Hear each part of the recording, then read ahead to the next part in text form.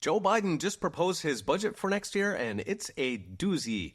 At $7.3 trillion, it accelerates the transfer of America's wealth from the people who earned it and who use it to make stuff and feed their families to the government, where it's used to pay off donors and bankers, import illegal voters, and, of course, to start new wars. In numbers, Biden's proposing to spend $7.3 trillion next year. That would be almost 20% above this year's out-of-control spending. It would also represent roughly one-third of the annual output of the 330 souls in our country.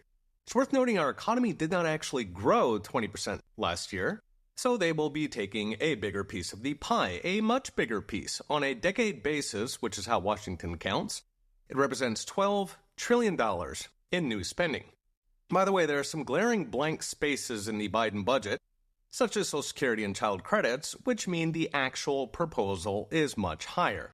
Still, even without those, the new budget would add another $16 trillion to the national debt, taking it past $50 trillion in just 10 years. For perspective, 10 years ago, America was ironically recovering from the red wedding scene in Game of Thrones, so here comes another one. Why so much money? Well, Joe's got cronies to feed, wars to start, and a green revolution to return us to the Stone Age. Moreover, presumably they figure Americans can afford it.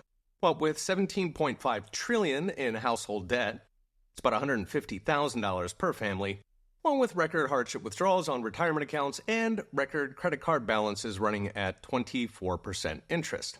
So how will they pay for it all? Easy, they will not. Well, to be fair, they'll cover part of it with $5 trillion in new taxes, which comes to $36,000 per family, because that pie ain't gonna eat itself. As always, the new taxes are billed as hitting corporations, which all economists know get passed on to regular customers, along with the ever-popular taxes on the wealthy that somehow manage to hit everybody.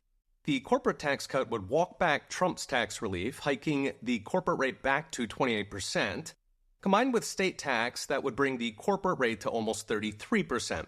That would be one of the highest in the world. It's almost twice the rate in Canada, Germany, or Japan, and a full third above China's corporate tax.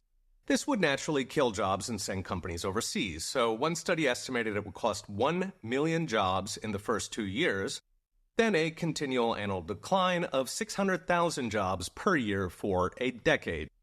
So that's 7 million jobs, so the feds can get their little paws on another pot of honey.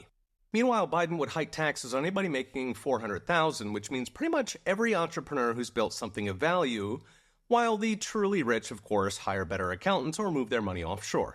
So as always, the taxes hit the hardworking, but they skip the very plutocrats who were used as the poster child to sell the tax.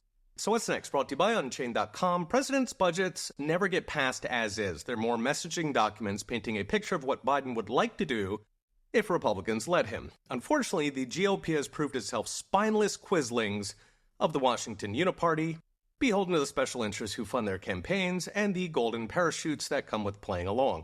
So I wouldn't be surprised if we see Biden-level spending hikes. They could even be worse once Congress throws in their pork. As for the taxes, they may not come today. Special interests do, after all, block taxes. But with trillion-dollar deficits, more taxes are coming. Okay, we'll be watching. See you next time.